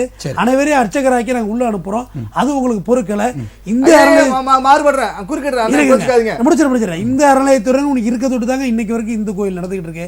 1000 கோயில்களுக்கு குடமுழுக்கு பண்ணிருக்காரு சேகர் பாபு. ஒரு குறை சொல்லுங்க சேகர் பாபு மேல. இத்தனை ஏக்கர் 7 லட்சம் ஏக்கர் இடத்த இத்தனை வருஷம் பறி கொடுத்தானே உட்காந்துருந்தீங்க. எடப்பாடியோட கூட்டம் இருந்தாலும் இருந்தீங்க. 1 ஏக்கர் இடத்த மீட்டிங்களா? நீ சேகர் பாபு மீட்டு கொடுத்துருக்காருல அவ்வளோ இடத்தையும், அதெல்லாம் பேச மாட்டீங்க நீங்க. இதே இங்க வடகலை தென்கலை அது விவேக் தான் சொன்னாரு, அது பட்டைய போடுறதா ராமத்தை போடுறதா, யானை விட்டையை போட போகுதுன்னு சொல்லுவாரு. அப்ப சிதம்பரம் தீட்சிகர் கோயில்ல ஏறி அந்த இதுல வந்து கனகசபையில ஏறி திருவாசகம் பாடுறதுக்கு அனுமதி இல்லைன்னாங்க. அந்த கோயில் எந்துன்னாங்க, உண்டியலை தூக்கிட்டு போனாங்க. எல்லாம் நடந்துச்சு இல்ல. அதுலதான் ராமலிங்க அடிகளார் அரைஸ் நம்ம வள்ளலார வந்து இவ்வளவு சூழ்ச்சி பண்ணி அந்த கோயிலை விட்டு வெளியேற்றினாங்க.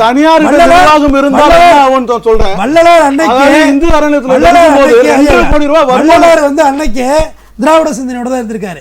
நீங்கெல்லாம் கொள்ளை அடிக்கிறீங்கடா இங்க உட்காந்துட்டு, நான் போறேன்ட்டு கிளம்பி போட்டுரு.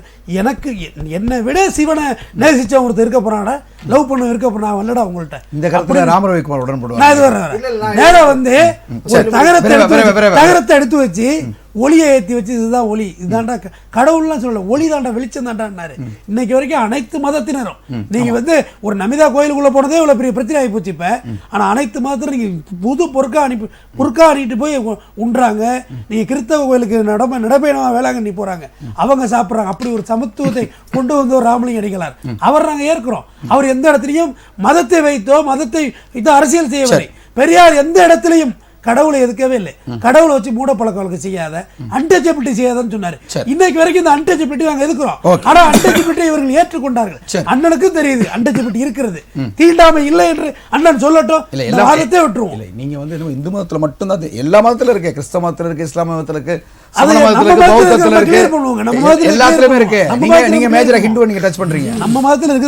என் வீட்டை நான் சுத்தம் பண்றேன், உங்க வீட்டை வேணா நீங்க சுத்தம் பண்ணீங்க, என் வீட்டை சுத்தமா சொல்லுங்க. திரு தூத்துக்குடி செல்வம், உங்களுடைய குறுக்கீடு வந்துச்சு, சொல்லுங்க. அதான் வேற ஒண்ணு இல்ல, நம்ம முதலமைச்சர் மாண்புமிகு தமிழ்நாட்டுடைய முதலமைச்சருடைய மனைவி ஊரா கோயிலுக்கு போய் அது தங்கத்தேர் இழுக்கிறது, கோவில்ல வந்து பூஜை புனஸ்காரம் செய்வது, அது தனிப்பட்ட உரிமை. நான் கொஞ்சம் அனுமதிங்க சார், அது தனிப்பட்ட உரிமை தான். ஆனா அவங்களுக்கு இந்து மதம் தான் பிடிச்சிருக்கு.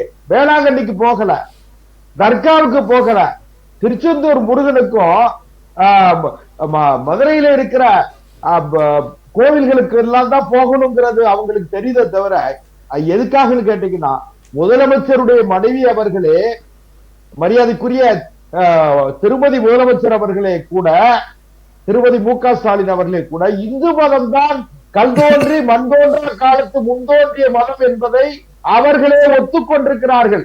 அதுலயும் கூட ஒரே ஒரு விஷயம் என்னன்னு கேட்டீங்கன்னா, நாங்கள் திராவிடம் திராவிடம் திராவிடம். தயவு செய்து மரியாதைக்குரிய என்னுடைய மதிப்புமிக்க நண்பர் தமிழ்வேந்தன் அவர்களே, திராவிடம் எங்கே இருக்கு? ஆந்திரால போனா உங்களை ஏத்துக்கிடுவாங்களாம், கேரளால ஏத்துக்கிடுவாங்களாம், கர்நாடகத்துல ஏத்துக்கிடுவாங்களாம். 1956 மொழிவாரி மாநிலம் பிரிக்கப்பட்ட பொழுது அண்ணா எதுக்காக தமிழ்நாடு வச்சாரு? ஏன் அவரு திராவிட நாடு வைக்கல? சரி, ரைட், ஓகே. இப்ப எங்க போனாலும் திராவிடம் ஏத்துக்கிற மாட்டாங்க. ஆனா அந்த ஆன்மீகத்தின் பேர்ல லட்ட வச்சா ஏத்துக்கிறாங்கன்ற அடிப்படையில் தான் அங்க பிரச்சனை வருதா? இதான் கேள்வியா இருக்கு. நான் ஒரே ஒரு விஷயம் கிளம்பி இவங்க இல்லாத திராவிடத்தை சொல்லி அதாவது திராவிடம் என்பது ஒரு கற்பூர மாதிரி அண்ணாவும் பெரிய அண்ணாவும் கலைஞரையும் திராவிடம் திராவிடம் திராவிடம் சொல்லி சொல்லி சொல்லி வச்சுக்கிட்டாங்க. அந்த உணர்வை இவர்கள் அந்த நெருப்பை அணையாமல் பாதுகாக்கிறது திராவிடம்ங்கிறது இல்ல. ஒண்ணு. ரெண்டாவது, பெரியாரும் அண்ணாவுமே முரண்படும் போதே பெரியாருக்கு கடவுள் இல்லை, கடவுள் இல்லவே இல்லை, கடவுளை நம்புகிறவன் முட்டாள், கடவுளை பரப்புகிறவன் காட்டுப்புறாண்டின்னு சொல்லி பெரியார் சொன்னார். அண்ணா என்ன சொன்னார் தெரியுமா? ஒன்றே குலம் ஒருவன் தேவன். எதுக்கு? ஓட்டு அரசியலுக்காக. ஒன்றே குலம் ரைட்டு, மனித குலம். ஒருவனே தேவன் யாருங்க? அப்பவே அவர் ஒருவனே தேவன். அது ரைட் சார், நீங்க சொல்ற மாற்று கருத்து கிடையாது. நான் கேட்கிறேன் அப்படின்னா, ஆன்மீகத்தை வைத்து அரசியல் செய் யார் சொல்லி கொடுத்தா? நான் ஒரே ஒரு விஷயம் சொல்லி முடிக்கிறேன். இல்ல நீங்க சொல்றது ஓகே. இல்ல சொல்றது ஓகே. திராவிட சித்தாந்தங்கள் நம்ம நிறைய பேசிட்டோம். நம்ம நிறைய பேசிட்டோம். சொன்னதையும் சொல்லிடுவோமே. கலைஞர் சொன்னதையும் சொல்லுங்க. சரி, சொல்லுங்க. கோவில் கூடாது என்பதில்லை, கோவில் கொடியவர்கள்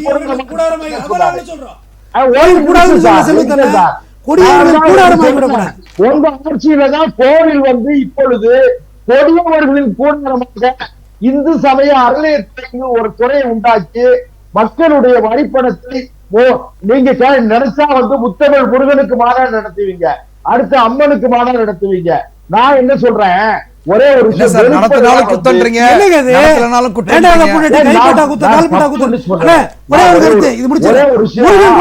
சங்கராச்சாரியார் சென்றாரா?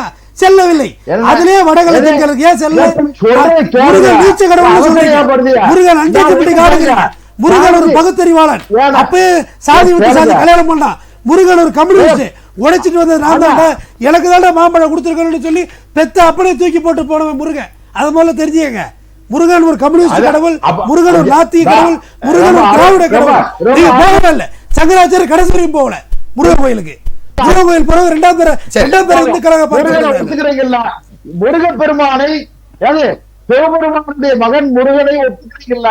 பழனியில ஆண்டி கோலம் கொண்டு அமர்ந்திருக்கிற முருகனை நீங்க ஒத்துக்கிட்டதே எங்களுக்கு பெருசு. ஆனா வெளிப்படையா சொல்லுங்க. நிறைவான கருத்து சேர்த்து சொல்லுங்க திரு செல்வம் சார். நிறைவான கருத்தா சேர்த்து சொல்லுங்க. அதாவது வேற ஒண்ணு இல்ல சார், இன்னைக்கு திருப்பதி கோவில் லட்டுல ஒரு கொழுப்பை, மாட்டு கொழுப்பை கலந்திருப்பது உண்மையாக இருக்கும் பட்சத்தில் மிகப்பெரிய அக்கிரமத்தை இவர்கள் இந்து தர்மத்தின் மீது, இந்து மக்களுடைய நம்பிக்கையின் மீது திணித்திருக்கிறார்கள். நாங்க ஒரே ஒரு விஷயம், இந்து மதத்தை போல இந்து மதம் யாருக்கும் வளர்க்கப்பட்ட மதம் இல்லை. இந்து மதம் தானாக தோன்றிய மதம், தானாகவே அது பாதுகாக்கப்படுகிற மதம். இந்த மதத்தின் மீது தாக்குதல் நடத்துவது என்பது ஒரே ஒரு செய்தியோடு நிறைவு பண்ணிடுறேன். ராமர் தான் புகழும் ஐவரும் முன்பின் குன்று சூழ்வும் மகனும் அருமானம் எம்முன் அகமன காதலிய நின்னோட நில்லாராம் சொல்லி யாரு அரக்கர்களை வேட்டுவ குலத்திலே பிறந்த குகனை, வானர குலத்திலே பிறந்த சுக்ரீவனை, அரக்கர் குலத்திலே பிறந்த விபீஷணனை, இவங்க எல்லாரையும் அரவணைச்சு அன்றைக்கே ராமபிரா தோன்றிய காலத்திலே பல லட்சம் ஆண்டுகளுக்கு முன்பே இந்து மதம் தான் சமுதாய சமூக மத நல்லிணக்கத்தை பேணி பாதுகாத்த மதம். இந்த மதத்தை எவராலும் அழிக்க முடியாது. பாரதிய ஜனதா கட்சி இவங்க தமிழ்நாட்டில் எப்படி வர முடியும்னு சொல்லி அந்த தமிழகத்தில் கேட்ட அதுக்கான ஒன்றையும் சொல்லி கொடுத்துறேன். தமிழகத்தில் பாரதிய ஜனதா கட்சி 82 லட்சம் மக்களுடைய நம்பிக்கையை பெற்றிருக்கிறது. திமுக ஏற்கனவே பெற்ற நம்பிக்கையிலே பெற்ற வாக்குகளில் இருந்து 6% வாக்குகளை இழந்திருக்கிறது, இன்னும் இழக்கும். நன்றி. நிறைவான கருத்து திரு தமிழ் உங்களுடைய நிறைவான கருத்து. இல்லை, நிறைவான கருத்து உள்ள நீங்கள் அரசியல் செய்வது தவறில்லை. ஆனால் கடைசி வரைக்கும் அந்த ஆன்மீக கூடாரத்துக்குள்ளே அரசியல் செய்வதும் கொடியவர்கள் கூடாரமாகி கூட சொல்ல வேண்டியது உங்களுக்கு தான் சொன்னது. சிறுமி ஆசிப்பாவை உலகம் பூரா தேடினாங்க, ஆனால் கோயிலுக்குள்ளே தேடலை. அது ஒரு இஸ்லாமிய சிறுமி. ஏன்னா கோயிலுக்குள்ளே போய் அந்த குழந்தைய எதுவும் பண்ணிட போகிறாங்கன்னு சுற்றி தேடி வந்தாங்க. ஆனால் கோயிலுக்குள்ளே தான் இவங்க அந்த அயோக்கிய வேலைகளே செய்தாங்க ஆசிப்பா மேலே. கோயிலை வைத்து அரசியல் செய்யாதீர்கள், கோயிலை வைத்து அரசியல் செய்யாதீர்கள். கோயிலை நீங்கள் வணங்குங்க, நீங்கள் கோயிலை வணங்குங்கன்னா அது ஒரு நம்பிக்கை, அது ஒரு நம்பிக்கை, அது ஒரு நம்பிக்கை. கடவுள் என்பது நம்பிக்கை. அது ஏன்னா நான் இன்ன வரைக்கும் நம்பிக்கையை டேமேஜ் பண்ணல. அது எல்லாருக்கும் எல்லாரும் மீது ஒரு நம்பிக்கை இருக்கும். கார்ல போனா பிரேக் பிடிக்கிறது ஒரு நம்பிக்கை, கடவுள நம்பிக்கை. கடைசி அந்த லட்டு ஆனா நீங்க லட்டுல கலப்படம் இருக்கிறதா சொல்லி அந்த திருப்பதி ஏழுமலையாளதான் அசிங்கப்படுத்துறீங்க. அது அவர் அந்த சாமி மீது பொட்டாசி விரதம் இருக்கிறாங்க, பொட்டாசி விரதம் லட்டு சாப்பிட்ட எல்லாருமே விரதம் கலைந்து விட்டுதான் நினைக்கிற அளவுக்கு நீங்க பண்ணிட்டீங்கன்னு சுத்தி எங்கெங்கேயும் அரசியல் பண்ணியிருக்கலாம். கடைசியா ஒரு சாப்பிட்ற ஒரு பிரசாதம் சாமிக்குன்னு யார் வேணுமோ வாங்கி அவ்வளோ இனிமேல் சாப்பிட்ற ஒரு லட்டுக்கு வந்துட்டீங்க அரசியலுக்கு. அருமை அண்ணன் சொன்ன மாதிரி படி பஞ்சாமிரதத்தில் விளையாண்டு விடாதீர்கள். ஏன்னா முருகப்பெருமிழாவுக்கு விழா எடுத்ததே உங்களுக்கு பொச்சரிப்பு தாங்கலை, பொறாம தாங்கலை. ஏதுல இவன் நாத்திகம் பேசுகிறானுங்க, கோயிலுக்கு விழா எடுக்கிற அரசு எல்லாருக்கும் பொதுவானது, இந்துவுக்கும் பொதுவானது, முஸ்லீமுக்கும் பொதுவானது, கிறிஸ்தவனுக்கும் பௌத்தனுக்கும் பொதுவானது. இந்த வேளாங்கண்ணி மாதா கோயிலுக்கு அனைத்து ஏற்பாடுகளையும் பண்ணி கொடுத்துருக்கு திராவிட முன்னேற்ற கழக அரசு. 1000 கோயிலுக்கு குடமுழுக்கு பண்ணியிருக்கு திராவிட முன்னேற்ற கழக அரசு. 3700 ஏக்கர் கோயில் இடங்களை மீட்டிருக்கிறது. இதே தீட்சிதர்கள் உட்கார்ந்து அக்கிரமம் செய்து கொண்டு சிதம்பரம் கோயிலை மீட்டெடுத்தது இதே ஜெயலலிதா தான் தாரை வார்த்து கொடுத்தது தீட்சிதர்களுக்கு. மறுபடியும் கலைஞர் கருணாநிதி மீட்டார், மறுபடியும் ஜெயலலிதா தாரை வார்த்தார், மறுபடியும் அவருடைய மகன் முத்துவேல் கருணாநிதி ஸ்டாலின் மீட்டிருக்கிறார் கோயிலை. போய் சென்று வணங்குங்கள், திருவாசகத்தை பாடுங்கள். நன்றி நன்றி. திரு ராமரவிக்கும் உங்களுடைய கருத்தும் நிறைவான கருத்து. தமிழ்வேந்தன் அண்ணன் பேசும்போது நாங்கள் தீண்டாமையை ஒழித்து விட்டோம், அரசு சமூக நீதி அரசுன்னு சொன்னார். முதலமைச்சர், தமிழ்நாட்டுடைய முதலமைச்சர் ஸ்டாலின் பழனி மாநாட்டிற்கு சொல்லுகின்ற பொழுது கருவறை தீண்டாமையை ஒழித்த ஆட்சி என்று சொன்னார். பழனி கோவிலில் கருவறை தீண்டாமை இருக்கிறது. அந்த ஆதியில் பூசை செய்த அந்த பண்டாரத்தவர்களுக்கு இந்த பூசை முறையை கொடுக்கல. ஏன்?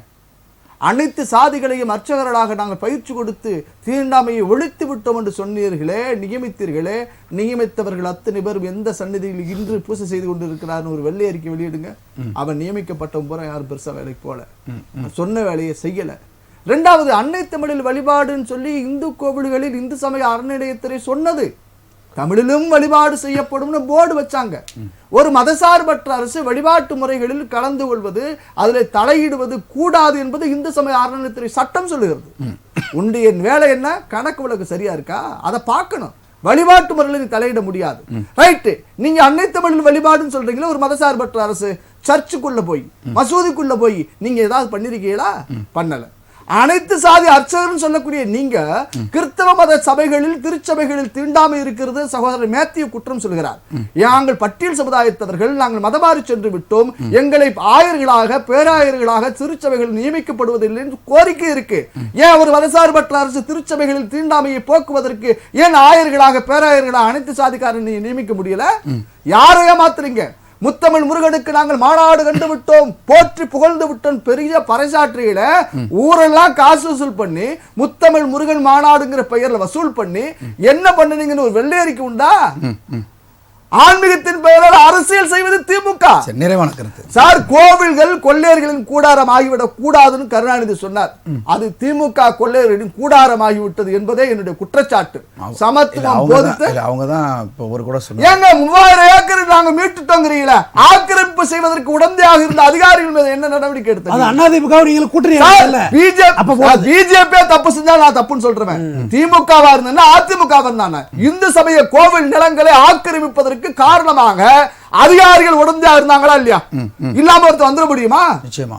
இணை ஆணையர்களுக்கு தெரியாம இணை ஆணையரோ துணை ஆணையரோ ஆணையரோ அந்த அதிகாரி என்ன நடவடிக்கை? தேர் ஓட விட்டு கலைஞர் ஆமா அவர்தான் ஓட விட்டாங்க. நான் சொல்றேங்க, இவங்க ஒரு கோயில் கூட ஒண்ணு செய்யலங்க. அரசியல் பேசுறாங்க, போலி நாடகம் ஆடக்கூடிய கூட்டம் தான் இவங்க. இவங்க ஒண்ணு நாங்க ஒண்ணு எரிச்சல்லாம் ஒண்ணு படல. நீங்க மாநாடுகிற பேர்ல வசூல் பண்ணி தின்னீங்க, அவ்வளவுதான். தவறானது சார். நான் ஆதாரத்தோடு பேசுறேன். வசூல் பண்ணிய விவரங்கள் ஆதாரம் இருக்கு, நான் உங்களுக்கு கொடுக்குறேன். ஆதாரம் இருக்கு, ஆதாரம் இல்லாம பேச மாட்டேன். பழனி கோயில் மாநாட்டுக்கு கணக்கு சொல்லு. நாம் தமிழர் அதாவது சமீபத்தில் தெலுங்கானாவிலும் ஆந்திர பிரதேச விஜயவாடா போன்ற மாவட்டங்களிலும் ஏற்பட்ட பெரும் வெள்ளம், அதனுடைய பாதிப்பு அந்த மக்களுடைய இன்னல்களிலிருந்து அதை திசை திருப்புவதற்காக ஒருவேளை வந்து இந்த பிரச்சனை வந்து சந்திரபாபு நாயுடு வந்து ஆரம்பித்திருக்கலாம். ஆனால் இப்பொழுது உள்ள சூழ்நிலையில் அதாவது அரசியல் என்பது மிக கீழ்த்தரமாக அதாவது கோயிலுடைய பிரசாதத்தில் வந்து அரசியல் செய்யும் அளவுக்கு அரசியல் வந்து கீழ்த்தரமாக இவர்கள் வந்து கொண்டு வந்துட்டாங்க தான் நான் பார்க்குறேன். திருப்பி சொல்றாங்க இந்து அறநிலையத்துறை வந்து அரசாங்க கட்டுப்பாட்டில் கோயில் ஏன் வச்சுக்கணும் அப்படின்னு சொல்லி. தனியார் கட்டுப்பாட்டில் இருந்த காரணத்துக்காக ஒரே ஒரு உதாரணத்தை மட்டும் நான் சொல்லி முடிச்சுக்கிறேன். சிதம்பரம் நடராஜர் கோயில்ல இப்போ வந்து தமிழ்நாடு ஒரே ஒரு வந்து இந்த ஒரு செய்தி மட்டும் நான் சொல்லி நிறைவாக முடிச்சிடுறேன். ஏன்னா இதுதான் வந்து மக்களுக்கு போய் சேரும். ஏன்னா அதாவது அரசனுடைய கட்டுப்பாட்டில் இருக்கும்போது கிட்டத்தட்ட 2.5 கோடி வருமானம் வந்து கணக்காட்டப்பட்டது. ஆனால் திருப்பியும் ஜிசிஆருடைய கண்ட்ரோல் அந்த அதாவது கட்டுப்பாட்டுக்கு போகும்போது வெறும் 3 லட்சம் ரூபாய் வருமானம் காட்டியிருக்காங்க. இப்படி ஒரே ஒரு கோயிலில் மட்டுமே இப்படி ஒரு நிலவரம் என்றால் நீங்க தமிழ்நாடு முழுக்க கோயில்களை தனியார் வசம்னா போய் பொதுமக்கள் எடுக்க போறதில்ல, RSS பாஜக சேர்ந்தவர்கள் போய் வந்து அவங்க போய் ஆக்கிரமிச்சாங்கன்னா அந்த கோயில் நிர்வாகம் என்ன ஆகுன்றதை மட்டும் நீங்க யோசிங்க. அதனுடைய அடிப்படை என்ன ஆகுன்றதை மட்டும் யோசிங்க. ஆகவே இந்த பிரச்சனைகள் ஒட்டுமொத்தமா அரசியல் காரணங்களுக்காக இப்பொழுது ஏற்படுத்தப்பட்ட ஒரு நிகழ்வா தான் நாங்க பாக்குறோம். தமிழ்நாட்டுல இருக்கக்கூடிய கோவில்கள்ல இந்த நெய் விளக்குன்னு விற்கிறாங்க, அதுவே கலப்பட பொருட்கள். நல்ல எண்ணெயை வச்சு நல்ல தீபங்களை ஏத்துறதுக்கு நெய் கொண்டு ஏத்துங்க. நம்ம கற்பூரம் கொடுத்துறோம், அதிலும் கலப்படம் இருக்கு. கலப்படம் இல்லாத தூயதான பொருட்களை இறைவனுக்கு படைப்பதற்கு வழிபாடு செய்வதற்கு அரசாங்கமும் உதவி செய்யணும், பக்தர்களும் விழிப்பா செயல்படணும். அரசியலிலும் கலப்படத்தை எடுத்து விட வேண்டும். ஆமா, திமுக மாதிரி. நன்றி. நிகழ்ச்சியில் கருத்துக்களை பதிவு செய்த 4 சிறப்பு அழைப்பாளருக்கு ராசிகள் நன்றிகளையும் வாழ்த்துக்களையும் வணக்கங்களையும் தெரிவித்துக் கொள்கிறது. நேர்களை நான் பார்த்து கொண்டிருக்கும் விவாத நிகழ்ச்சி இத்துடன் நிறைவு பெறுகிறது. குறிப்பாக லட்டில் ஆரம்பித்து தமிழகத்தில் இருக்கக்கூடிய நெய் விளக்கு வரக்கூடிய இடங்களில் வந்து பல்வேறு விவகாரங்களை இன்றைக்கு விவாதித்தோம். இன்றைய விவாத நிகழ்ச்சியில் கலந்து கொண்டு கருத்துக்களை பதிவு செய்தது அது அவர்களுடைய தனிப்பட்ட கருத்துக்கள் என்று சொல்லிக்கொண்டு மீண்டும் நாளை சந்திக்கலாம். நன்றி, வணக்கம் நண்பர்களே, மக்களே.